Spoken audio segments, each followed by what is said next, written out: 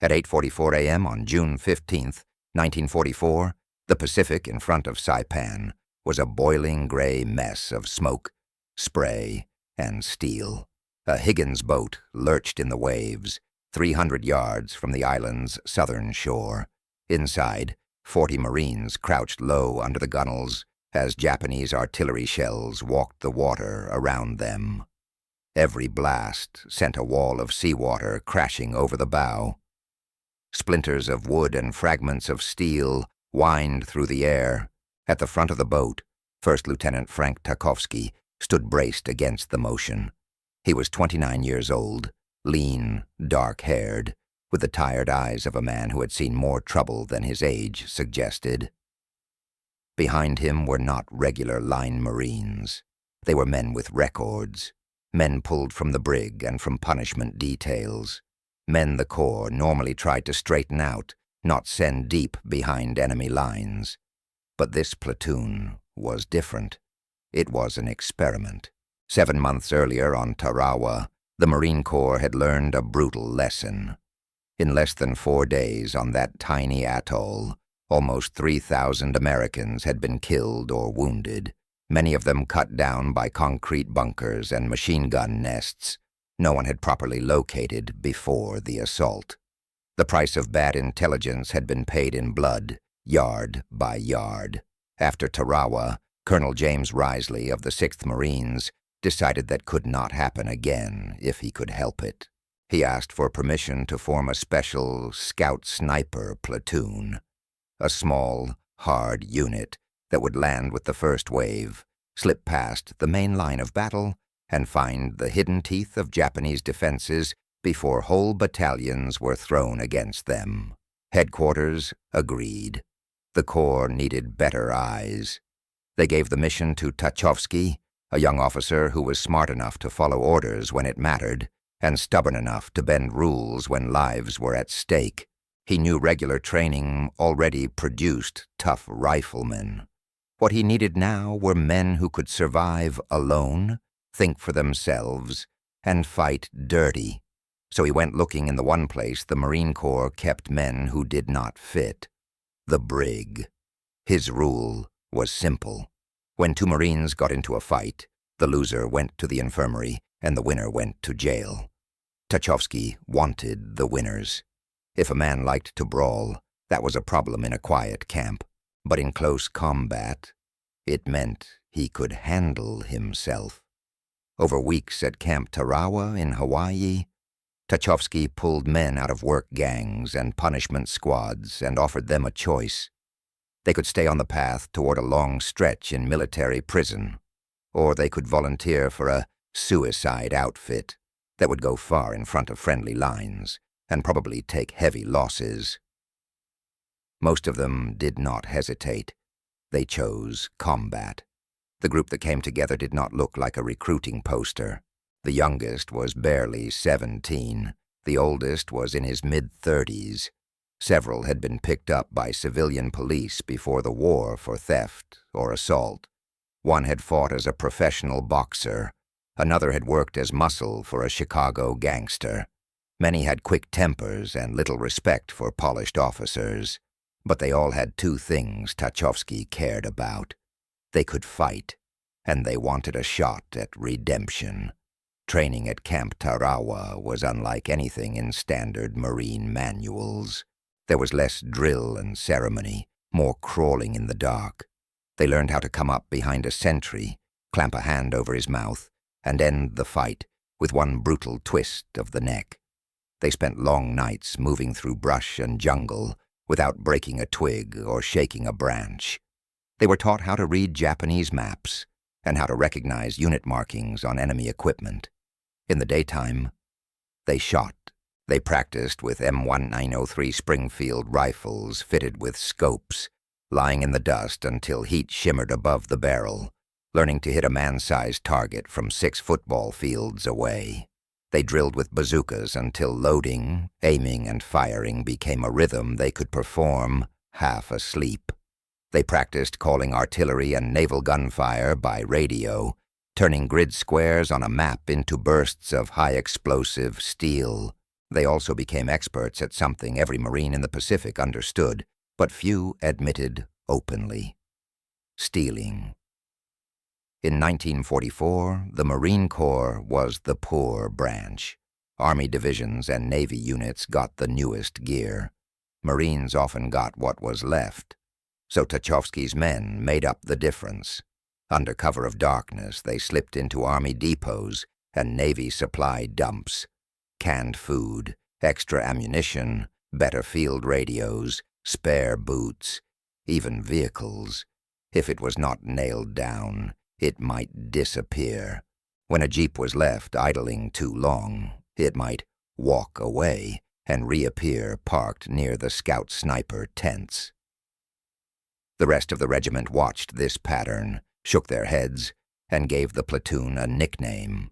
They called them the 40 Thieves. The name was half insult, half reluctant respect.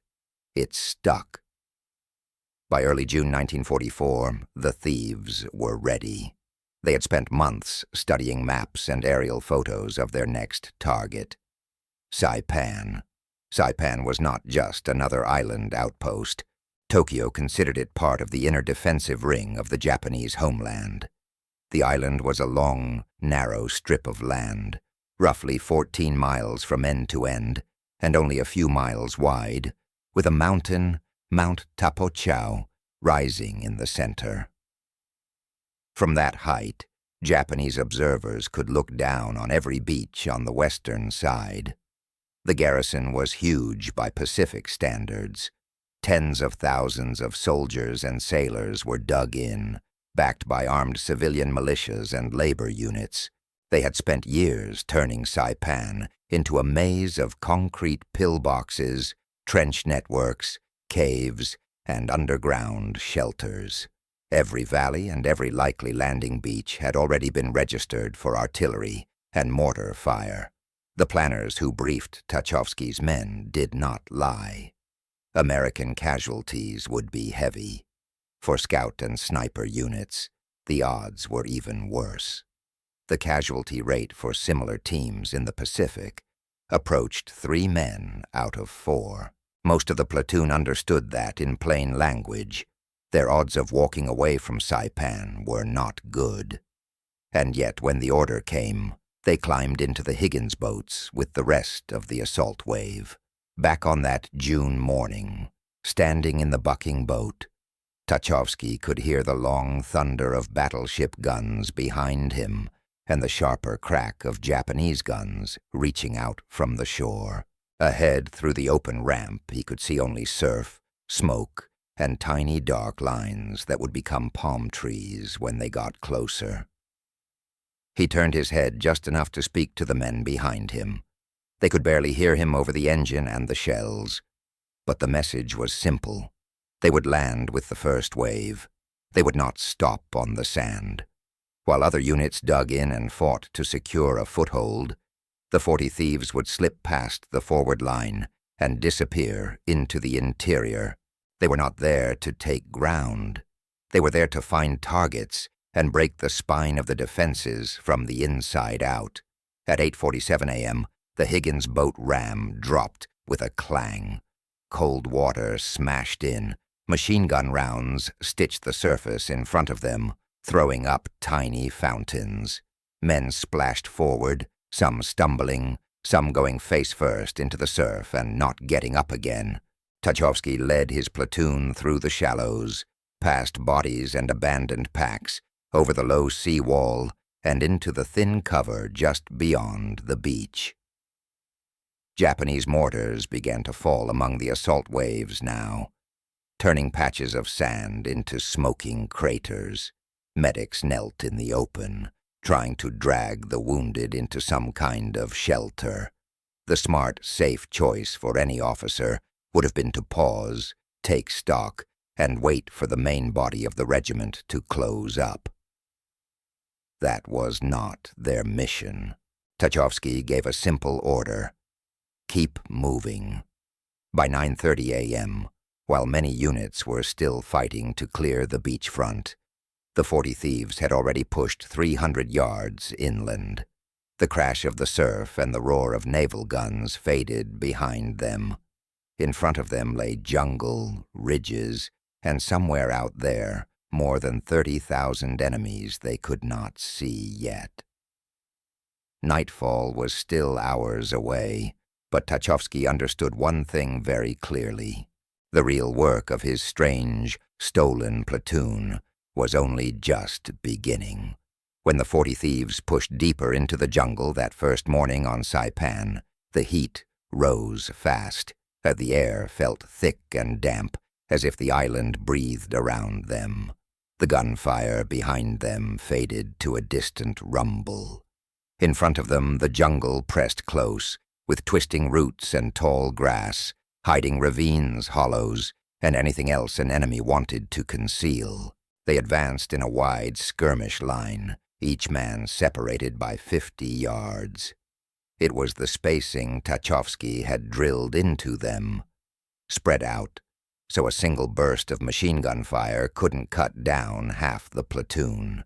They communicated by hand signals, no radios except the lieutenant's coded set. Silence was their greatest protection.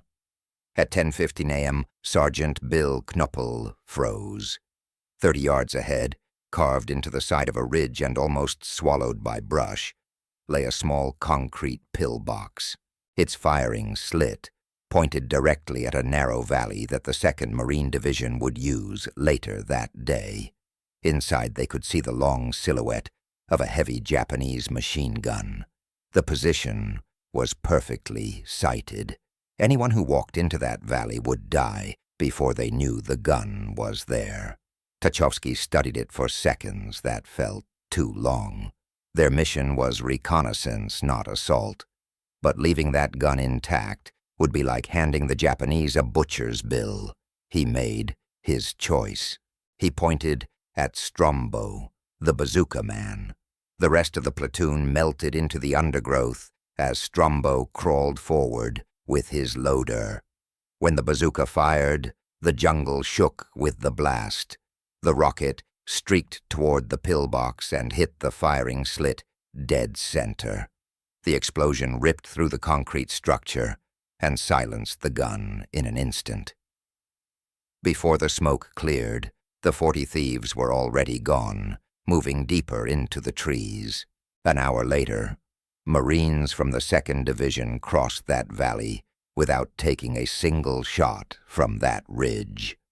By noon, the thieves had marked 17 Japanese positions. Every call Tachovsky sent over the radio brought quick answers. Within 20 minutes of each report, destroyers offshore slammed 5-inch shells into the coordinates he transmitted, turning hidden strongpoints into burning wreckage. The system worked. One small platoon was reshaping the battlefield ahead of the entire regiment. But the island held even deeper surprises. At 3:40 p.m., moving through a stand of trees near Charankanoa, the platoon saw flashes of metal. At first, it looked like scrap. Then an engine coughed to life somewhere beyond the brush. The Marines crept to the edge of the grove. Inside the shade stood a forest of tanks. Not 5, not 10. Rows and rows of Type 97 mediums, their turrets under camouflage nets, their crews moving around them. 37 tanks in one place. Intelligence reports had suggested the Japanese might have a dozen tanks on Saipan. This was triple that number. More than enough to smash the American beachhead if they broke through after dark. Tachovsky did the math. 6 bazookas, 6 rounds each, 36 rockets, 1 tank too many. He considered the impossible anyway. A quick strike, a half-minute of fire, then vanish before the Japanese could answer. It sounded clean in theory, but the jungle had its own timing.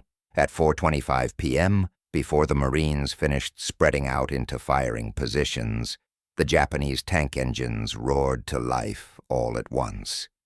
The ground vibrated. Crews climbed into their hatches. Officers shouted orders. Infantry squads formed ranks around the armor. The tanks began to roll out in 2 columns, moving toward the interior of the island. The chance for an ambush evaporated.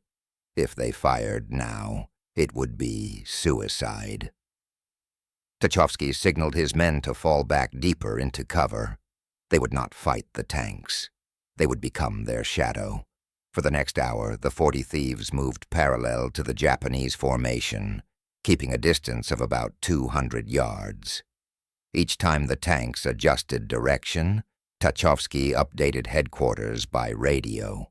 His reports reached the beachhead fast. Commanders began shifting units. Bazooka teams moved toward the likely point of impact. Sherman tanks were ordered forward. Artillery guns pivoted to face the new threat. Everyone on the line prepared for a tank assault at dusk. At 6:15 p.m., the Japanese formation halted. Tachovsky watched from a patch of trees on elevated ground. Japanese officers clustered around a map.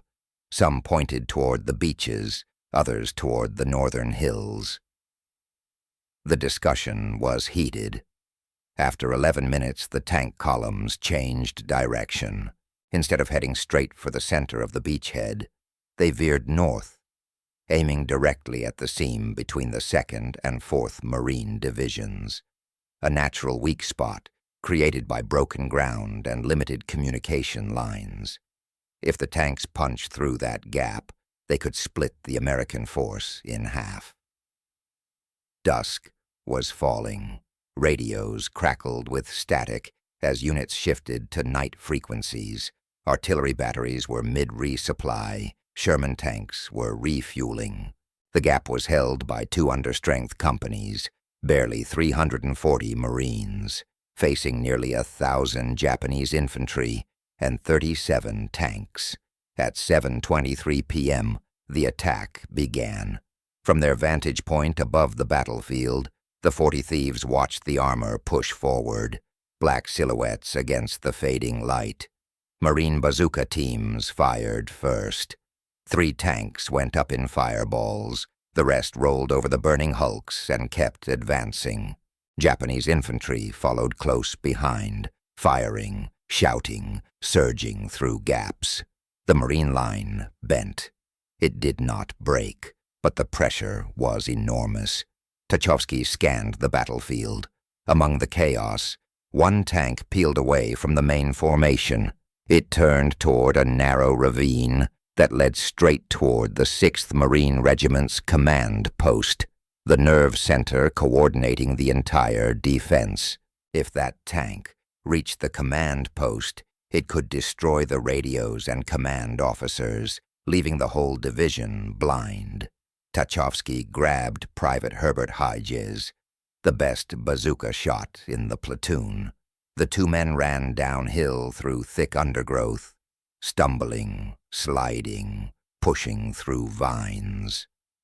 They reached a point 30 yards from the ravine's exit just as the tank crawled forward, its commander half exposed from the top hatch, scanning with binoculars. Hodges lay prone. He waited. The tank kept coming. 20 yards, 15. Then it slowed. The commander checked a map under the fading light. Hodges fired. The rocket punched through the tank's left side, right below the turret. The explosion blew the vehicle apart. The ammunition inside cooked off, throwing a fireball high into the darkening sky. Japanese infantry nearby saw the blast. Some assumed they had run into a fortified Marine position. Officers shouted. Troops shifted direction. The command post was safe, but the bazooka's backblast had exposed the 40 Thieves. Machine gun fire ripped through the brush. Mortar rounds crashed around them. Tachovsky ordered immediate withdrawal. The platoon split into small teams and began slipping through the jungle, each group taking a different route to avoid leading Japanese patrols straight to one location. The darkness was absolute. Patrols swept through the trees with flashlights and bayonets. At one point, 7 Japanese soldiers passed within 10 feet of Strombo's team. One soldier stopped. He stared directly into the brush where the Marines lay motionless. Strombo held his breath until his chest ached. After 40 long seconds, the soldier turned away. By 9 p.m., only 23 Marines reached the rally point. 17 were missing. Standard procedure said, wait 2 hours for stragglers. But the rally point was too close to active Japanese patrols. Tachovsky made another hard call. They would pull back to Marine lines now, then mount search teams at dawn. At 9:41 p.m., after exchanging the correct whistle codes and passwords, the surviving half of the 40 thieves slipped back through Marine lines. Their first day on Saipan was over. 17 men were still somewhere in the dark. The next day, finding them would become its own battle. Dawn on June 16th rose gray and heavy over Saipan. The night battle had finally burned itself out, leaving the jungle thick with smoke and the silence that follows only after exhaustion. Along the shattered gap between the 2nd and 4th Marine Divisions, burned-out tanks still smoldered, metal glowing faintly like coals. Marines walked among them in slow steps, checking for wounded, marking bodies, and dragging survivors toward aid posts.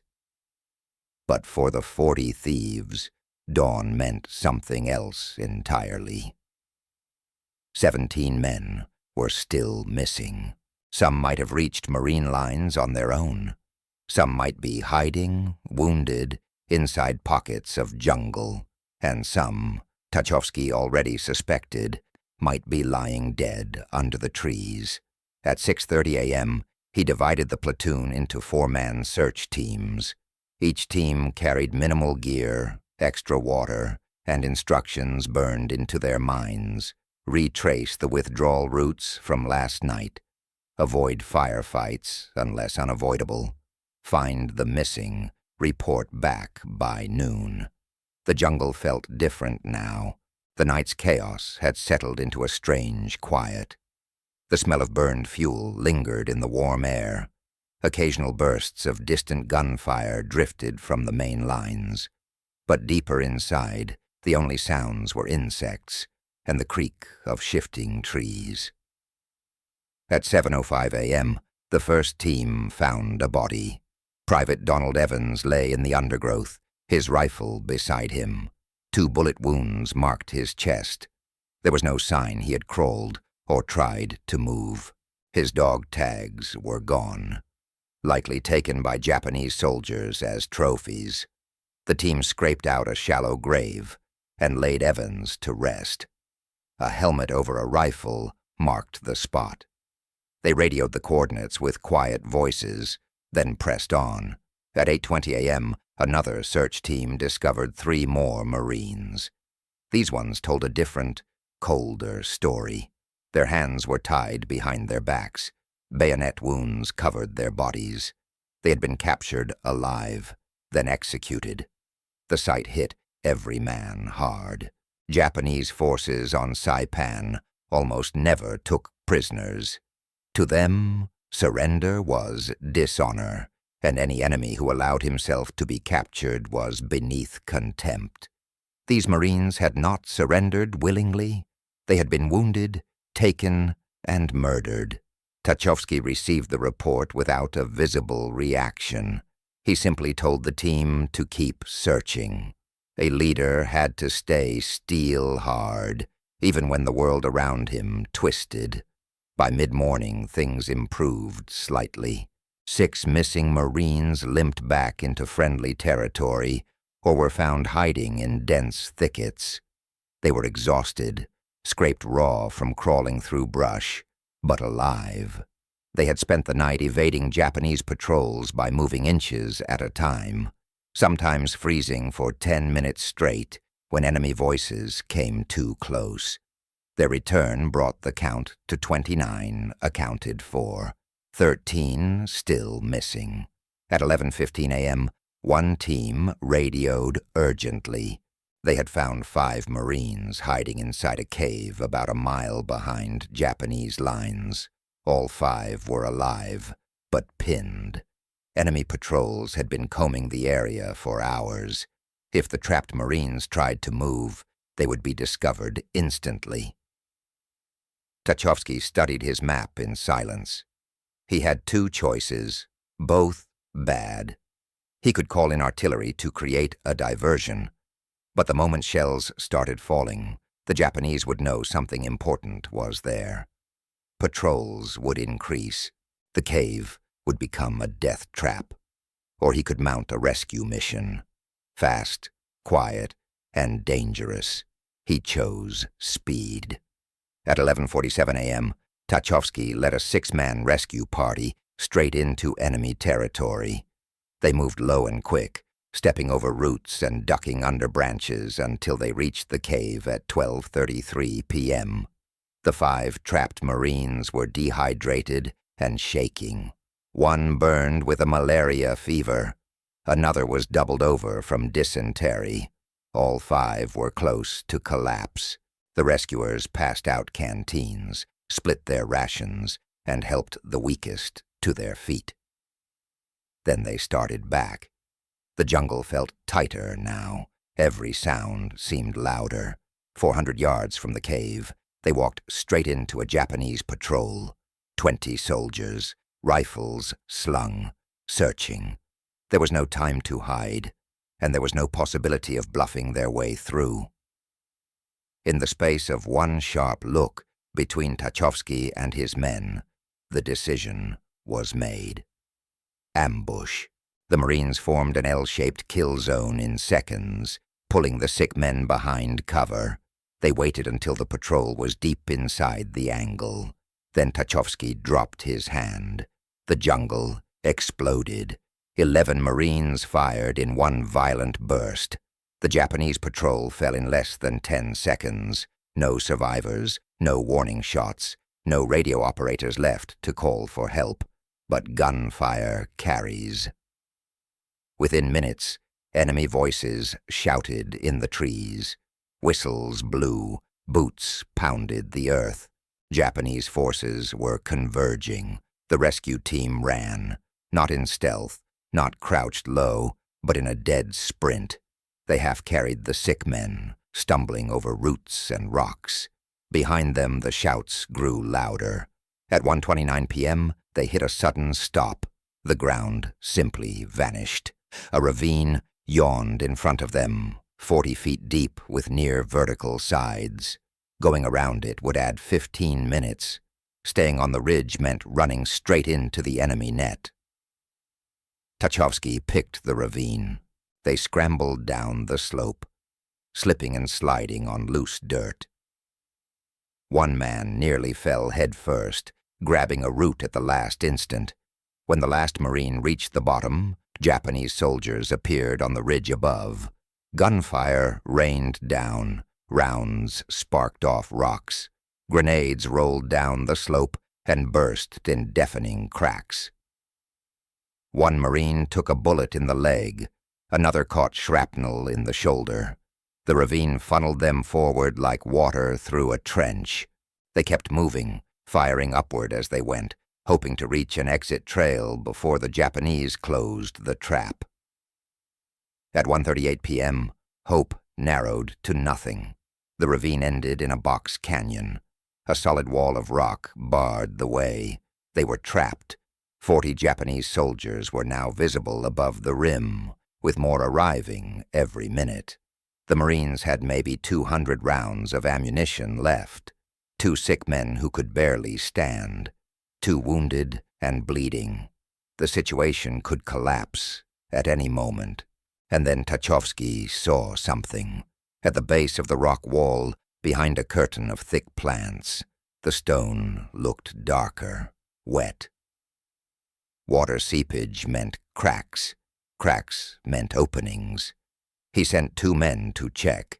They tore away vines and found a narrow fissure, barely wide enough to squeeze through, but leading upward. It was a chance. Maybe the only one they would get. They pushed the two sick Marines through first. Packs were shoved in behind them. The passage was pitch black, angled upward, tight enough that shoulders scraped stone. They crawled by touch, inch by inch. Behind them came distant shouts, Japanese soldiers entering the dead-end ravine, searching for prey that had vanished into the mountain itself. At 2:07 p.m., the passage spat the Marines out on the far side of the ridge. Sunlight blinded them. They were 400 yards from where they had entered, technically still behind Japanese lines, but now above and behind the enemy search pattern. They ran. 600 yards of broken rock and brush lay between them and safety. They staggered, pushed, shouted at each other to keep moving. At 2:23 p.m., they reached the first Marine foxholes. Recognition signals. Nervous rifles lowered. The rescue party stumbled through the lines, gasping, bleeding, and half-carried. But alive. They had brought all 11 men out. As the long day dragged into evening, more scattered survivors returned in ones and twos. A few more bodies were found by advancing Marine units. By nightfall, 3 names remained unaccounted for, lost somewhere in the jungle, officially listed as missing in action. The 40 Thieves had taken a heavy blow in their first 48 hours on Saipan, but they had also saved one another with a kind of fierce loyalty that could only come from men who understood they were living on borrowed time. Tachovsky gathered the exhausted survivors that night. At 1800 hours, orders arrived. They would rest for one night. One night only. At dawn, June 17th, they would go back out. Their next mission would take them deeper inland, into the cave systems hiding the Japanese artillery that had been pounding the beaches. The platoon that had started with 40 men now had barely 3 dozen left standing, and the island still held nearly 30,000 Japanese troops. But none of the 40 Thieves hesitated. They knew what came next, and they were ready. At dawn on June 17th, the 40 Thieves rose to the sound of distant shelling. The night had given them only a thin layer of rest. Some slept sitting up. Others barely slept at all. Sweat, grime, and exhaustion clung to every man in the platoon. But when Tachovsky moved down the line, checking faces, checking weapons, no one complained. They had lost brothers in the last 2 days. They had buried some, rescued others, and watched more vanish into the jungle without a trace. Yet the mission wasn't finished. The Japanese artillery still hammered the Marines on the beaches, dropping shells with unnerving accuracy. Those guns were hidden somewhere deep inside the island's ridges, inside caves and tunnels that aircraft couldn't see, and naval guns couldn't reach. Only men on foot could find them. That job belonged to the 40 Thieves. At 05:30, Tachovsky gave the signal to move out. They slipped away from friendly lines before the sun fully cleared the horizon, their silhouettes merging into the undergrowth. The air was heavy with heat, even at dawn. The climb began immediately. The first mile took nearly an hour as the men picked their way through tangled roots and loose rocks. The second mile was worse, steeper, thicker, darker. The jungle felt older here, untouched, tangled in ways that slowed every step. But the Thieves had trained for this. They spoke only with hands. They spread wide to avoid creating trails. They kept their weapons low and their breathing controlled. The ridge system rose in front of them like a stone wall. By 08:15, they reached the foothills. From there, they could see the scars carved into the mountain. Dark cave mouths, barely visible under camouflage netting and cut branches. Tachovsky scanned with binoculars. He counted 8 entrances large enough to hide artillery pieces. Judging by the layout, the Japanese had turned the ridge into a fortress. caves connected by tunnels, guns that could roll forward, fire, then vanish back into the dark before counterfire could land. If the Marines wanted to shut down those guns, they first needed to know what the tunnels looked like from the inside. At 0940, Corporal Roscoe Mullins and Private Marvin Strombo volunteered to enter. They carried pistols, knives, a shielded flashlight, and a rough sketch map. No extra gear. Anything that rattled or clicked stayed behind. They stepped through the largest opening and disappeared into the darkness. The rest of the platoon formed a loose perimeter around the ridge. They settled behind rocks and logs, eyes watching every approach. Inside the cave, Mullins and Strombo moved slowly. The first 50 feet were quiet. The air cooled immediately. The tunnel walls glistened with moisture. Every drop of water echoed down the passage. After a few minutes, the tunnel branched. One passage went deeper into the ridge. Another curled upward. A third sloped down sharply. Somewhere in the distance, Japanese voices murmured.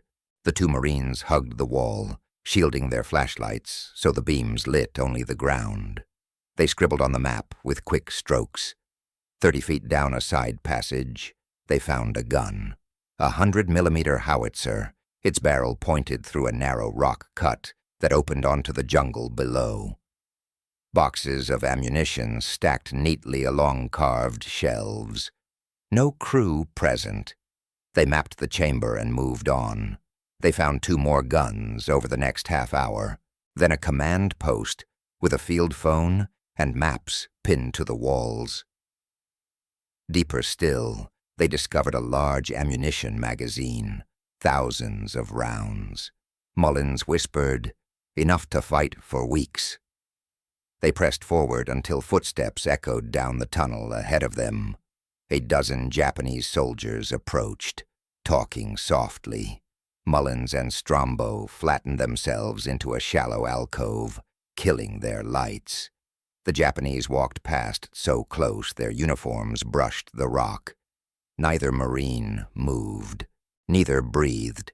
When the sound of the patrol faded, Mullins tapped Strombo's arm.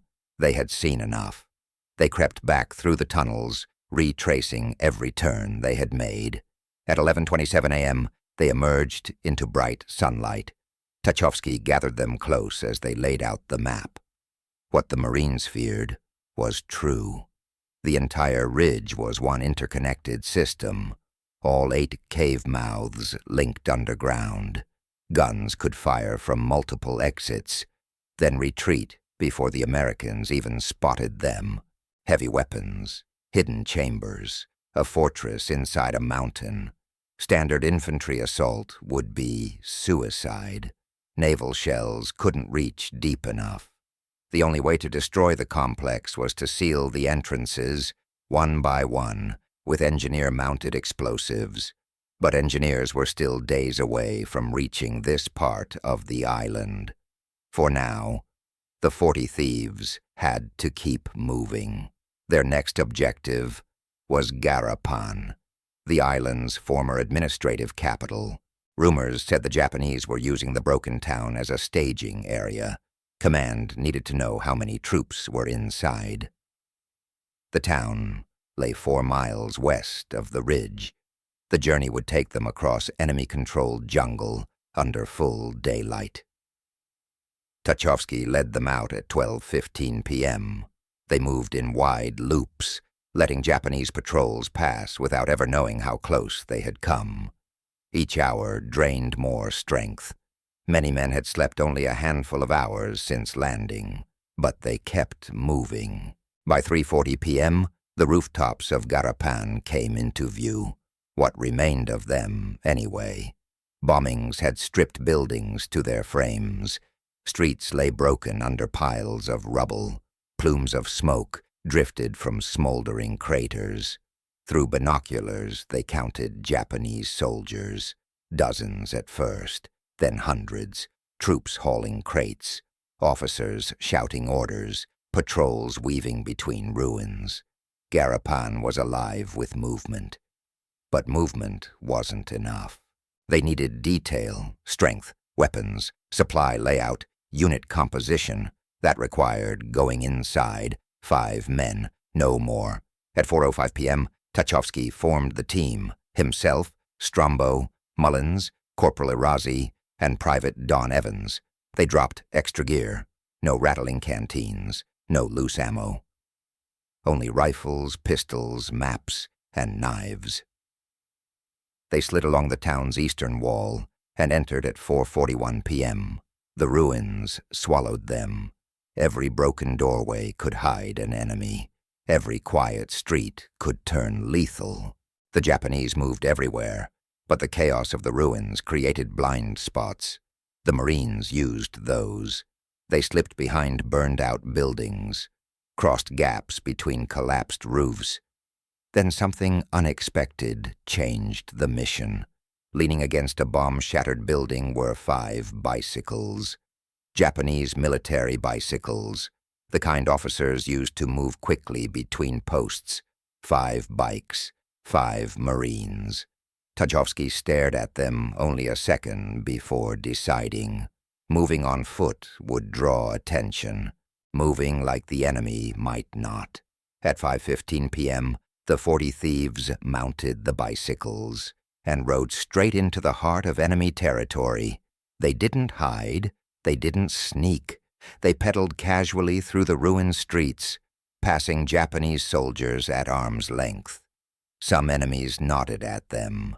Others shouted in Japanese. The Marines raised hands in vague acknowledgement and kept going. For nearly an hour, they charted everything.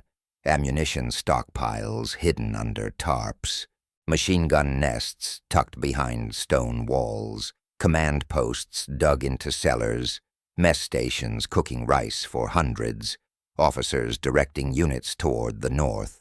They gathered intelligence someone else might have needed a battalion to obtain.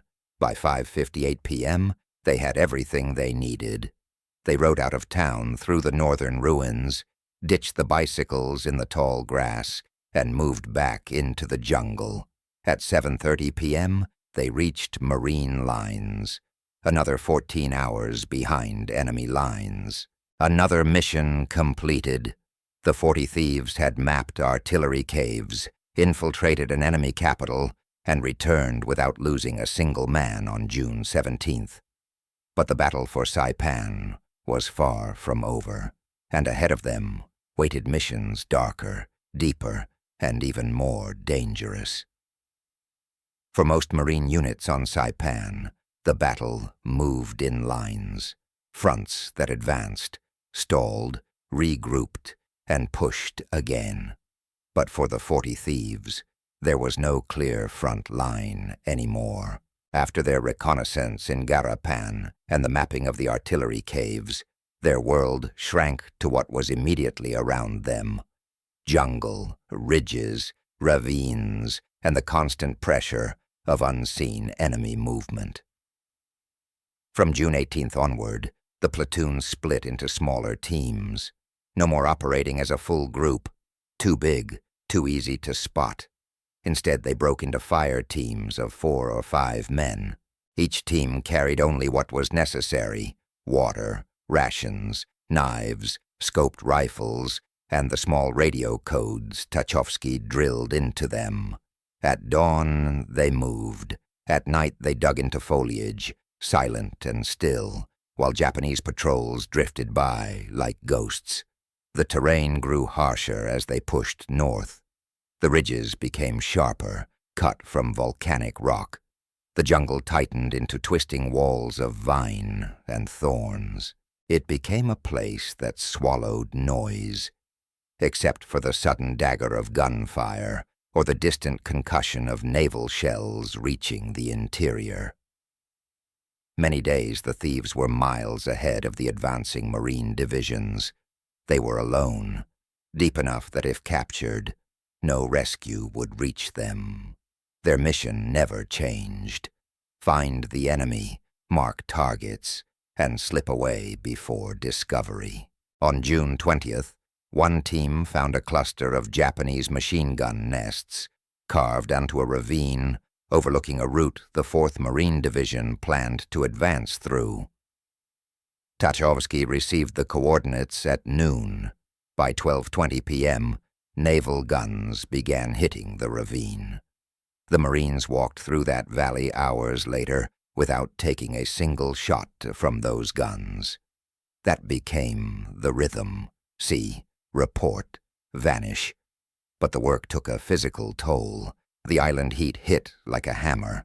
Canteens emptied fast. Rations ran low. The thieves stole when they could. Bags of rice, dried fish, Japanese crackers. But enemy food came with risks. Stomach cramps, fevers, sometimes worse. Dysentery swept through the platoon. Malaria followed. Men who had fought tanks and ambushes now fought their own bodies. Some shook uncontrollably at night. Some sweated until their shirts stuck to their ribs. Medicine was in short supply. Several Marines tore open captured Japanese medical kits without knowing what half the labels meant. They swallowed pills anyway, anything to stay on their feet. By June 22nd, they were leaner, harder. Their uniforms hung loose.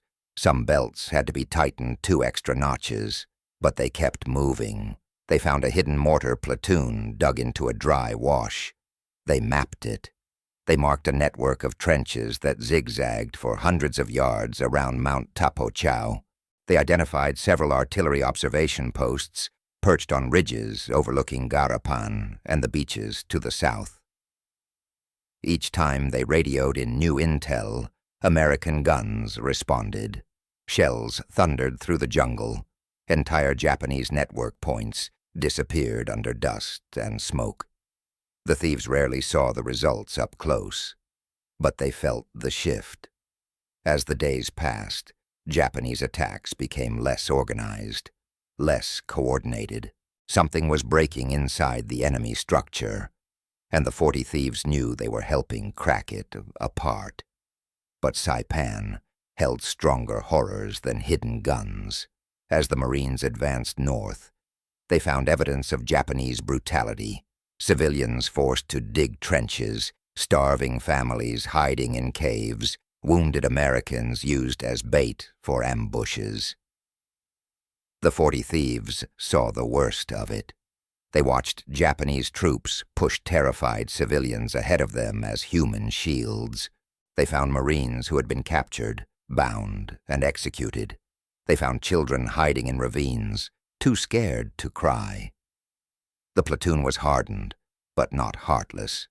When possible, they led civilians towards safe zones, pointing them south, away from the battle. "Keep moving. Don't stop," Strumbo whispered to one group of families.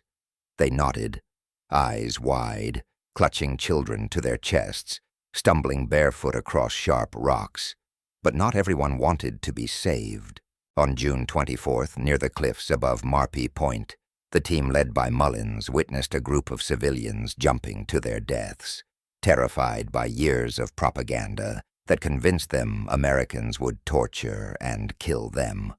The Marines shouted, waved their arms, tried to stop them. It was useless. They could only watch.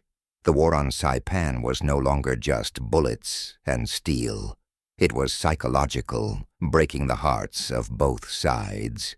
Still, the thieves pushed forward. On June 26th, they spotted a large Japanese supply dump hidden under woven mats and leaves. Crates of ammunition, fuel drums, medical supplies, enough to feed a battalion. Tachovsky marked the position and sent the coordinates. An hour later, explosions rippled through the jungle. The fire burned until dusk. On June 28th, they ambushed a Japanese patrol moving through a narrow draw. It was quick, clean enough that not a single shot echoed beyond the canyon walls. But after the fight, Strumbo found a blood-stained American helmet in one of the Japanese packs. He stared at it for a long moment before saying, "We're not leaving them anything to take from anyone else." The platoon agreed. Every battle from that point carried an undercurrent of vengeance. By July 1st, the Marines had pushed into the final stretch of the island. The Japanese were trapped in the northern hills, cornered and desperate. Many fled to caves. Others prepared for last stands in ridges and ravines. The 40 Thieves kept working ahead of the lines. They found cave entrances disguised with bamboo screens. They spotted movement behind gaps in the rock. They directed artillery onto choke points, where Japanese forces tried to slip through at night. Their recon saved lives, hundreds of them. Marine commanders later estimated that the intel provided by Tachovsky's men reduced casualties across the divisions by at least 15%. That number didn't mean much to the Thieves. They felt every loss in their own platoon more sharply than any statistic. On July 3rd, they walked into an ambush near a dry stream bed. The fighting was close and violent. 2 Marines were wounded before the team crushed the attack. One man, Corporal Irazzi, took a bullet through his shoulder but refused evacuation. "I'm not leaving the line," he said, pressing a bandage into the bleeding hole. "Not until the rest of us do." By July 5th, the end was in sight. Japanese defenses had collapsed into scattered pockets. The 40 Thieves were thinner now, almost gaunt. Beards patchy, uniforms torn. Their voices were low, rasped by exhaustion. They knew the battle was almost over, and that knowledge carried its own weight. On July 7th came the largest banzai charge of the Pacific War, 1,000 Japanese soldiers and laborers rushing forward in a final suicidal wave.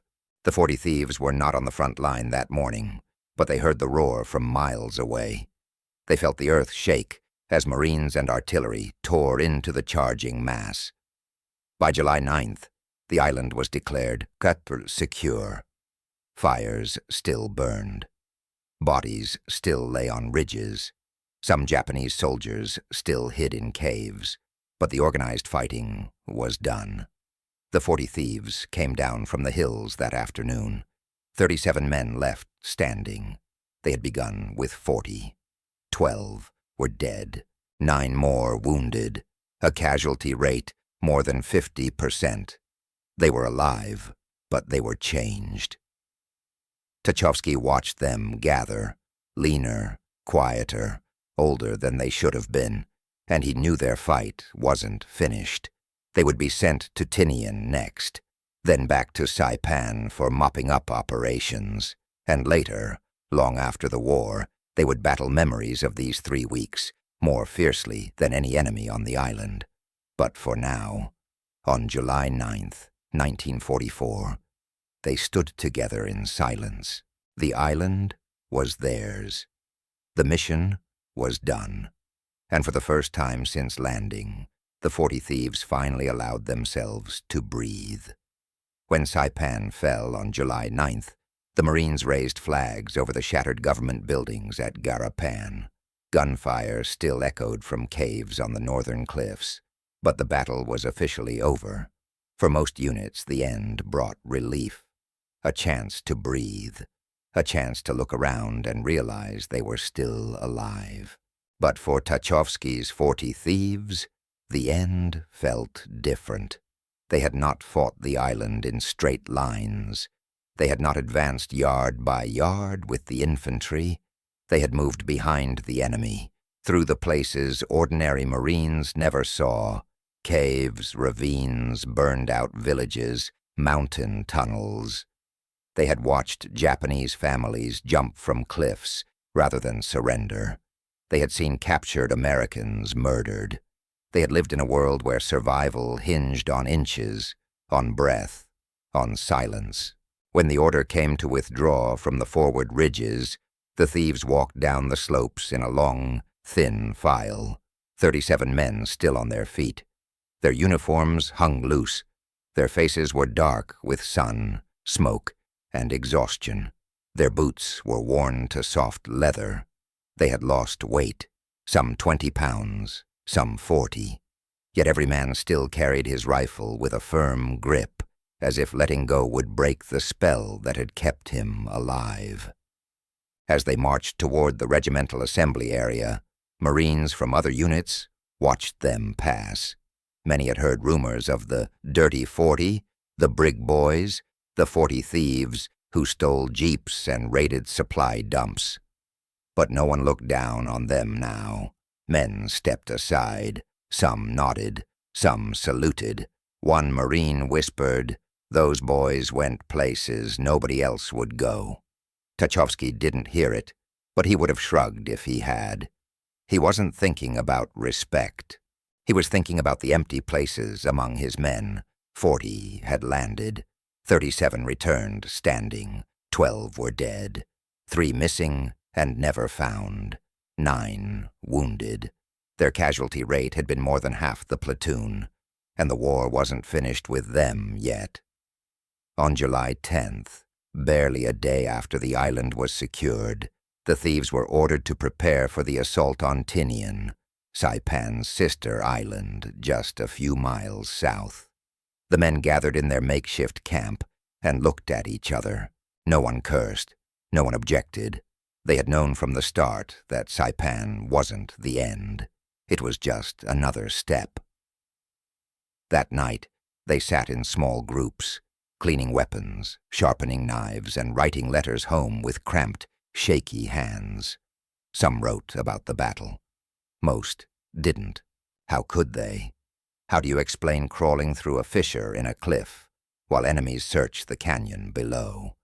How do you describe rescuing dying men from the dark, or watching civilians leap from cliffs?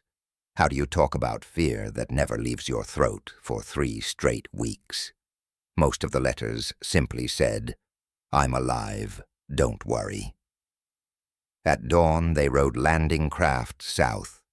Tinian's cliffs rose ahead, pale and rough under the sunlight. The Marines took the island faster than Saipan, but pockets of resistance fought hard. The 40 Thieves moved with the same silent precision they had perfected. They reconnoitered caves, tracked patrols, found hidden mortars, and charted routes for the advancing regiments.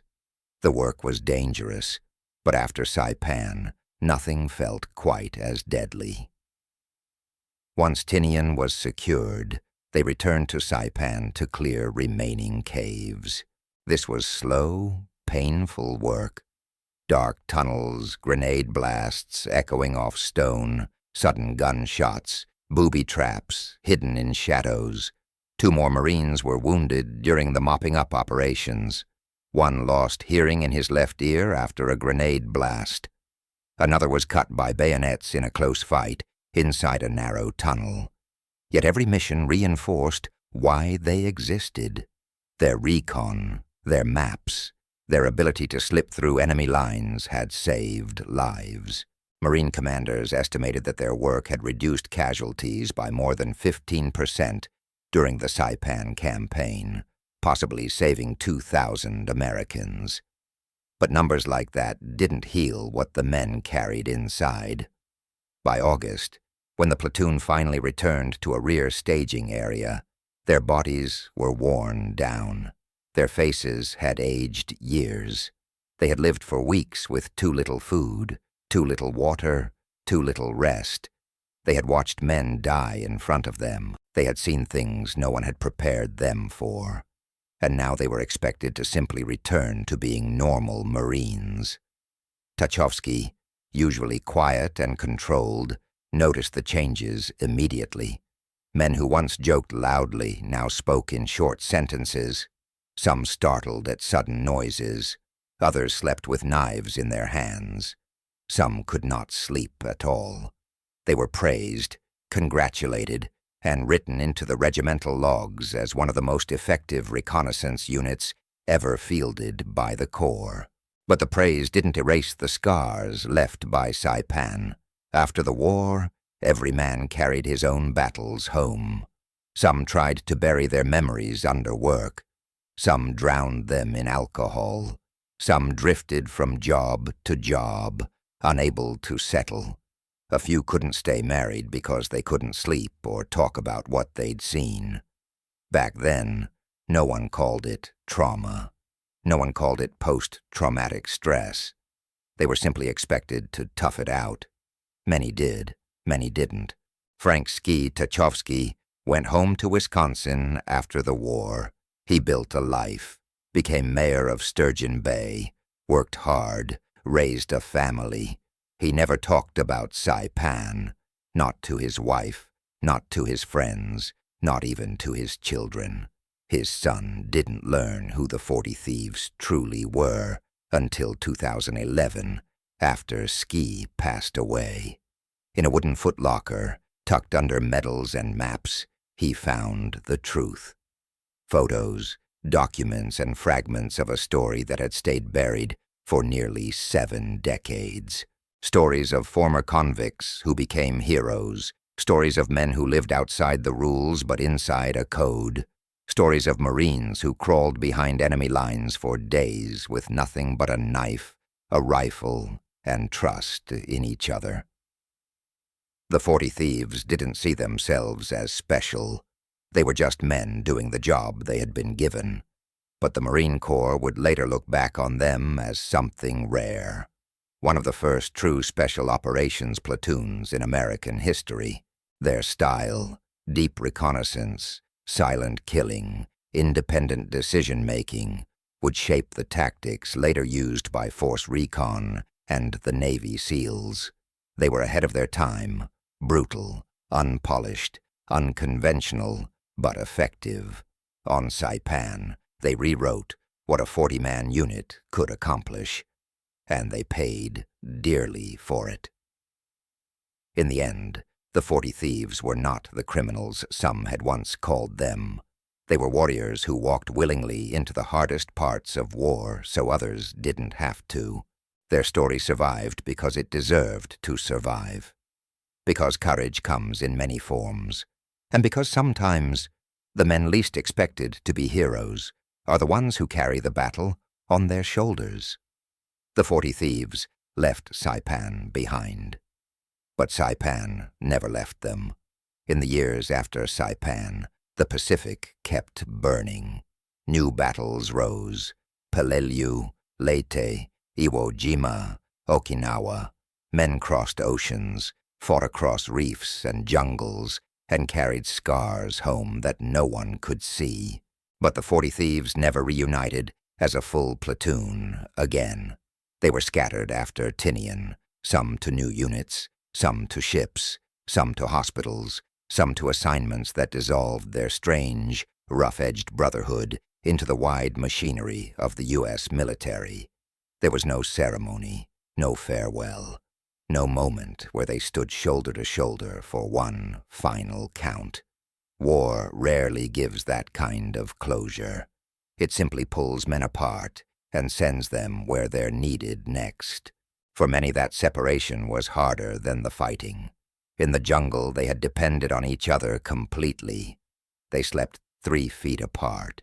They shared water, fear, silence. They trusted each other's eyes, each other's instincts. After the war, the world was louder. The nights were quiet in a way that unsettled them, and the distance between them felt too wide to cross.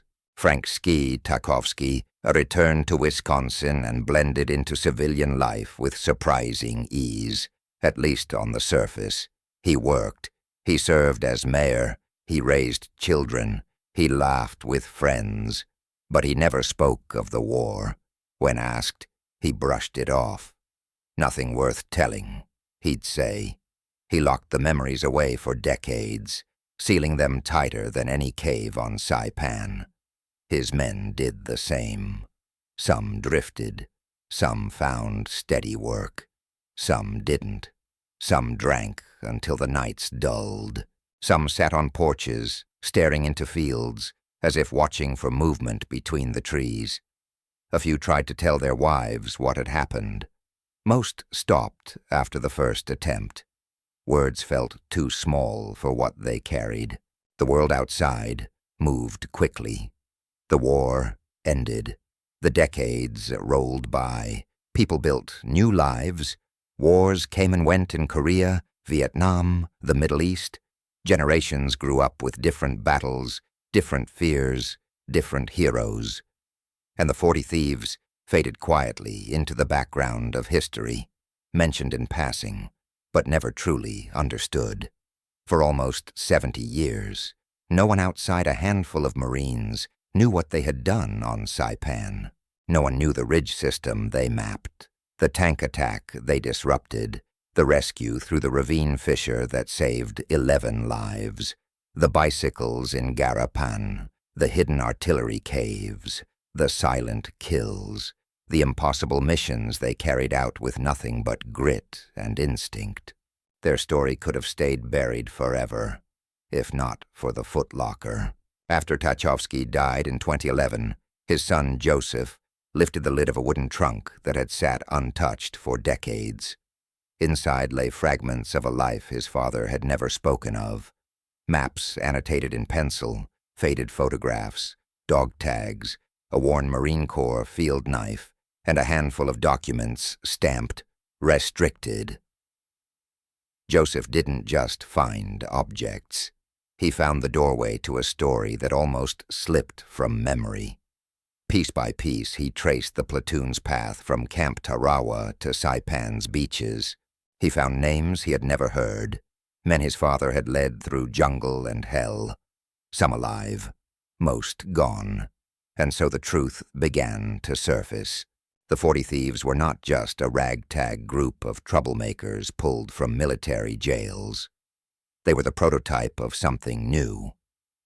Long before Special Forces became a household phrase, they lived the principles that would later define elite units: deep reconnaissance, independent action, small team infiltration, silent movement, precision strikes, on-the-spot decisions without waiting for higher command.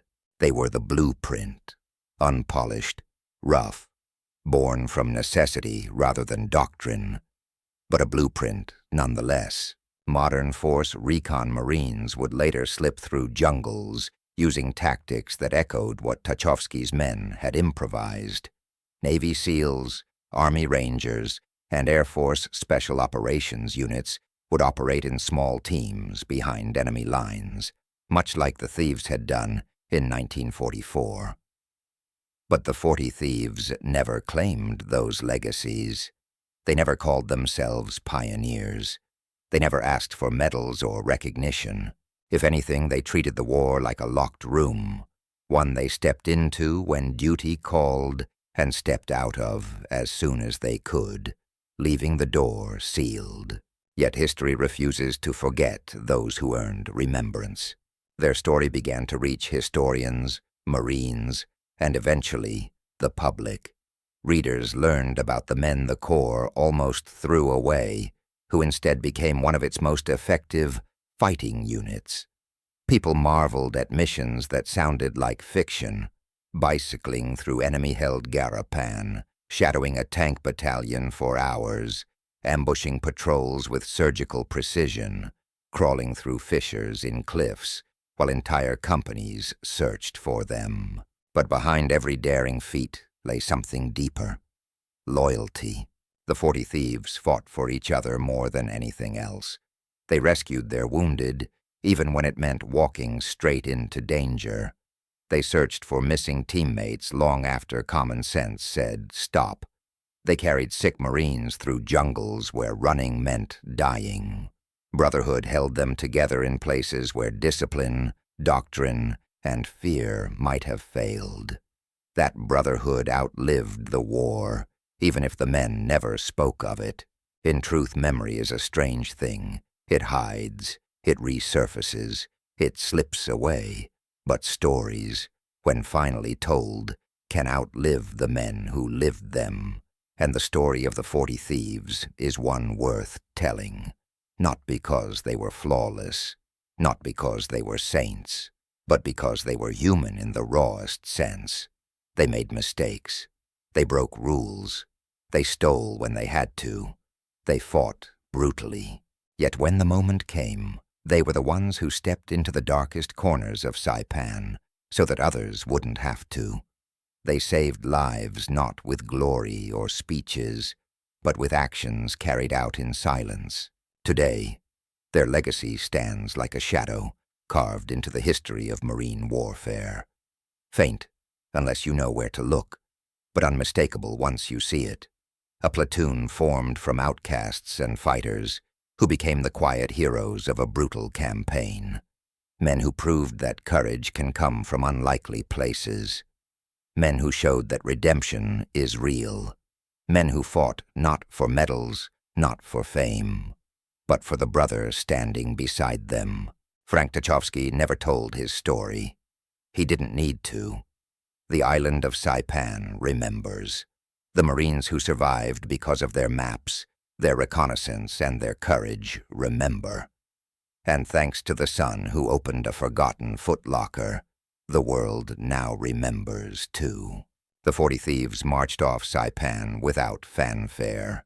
Just tired steps carrying tired men away from the worst of the battle. But in the long sweep of history, their footsteps echo still, not loud, not boastful, but steady and true.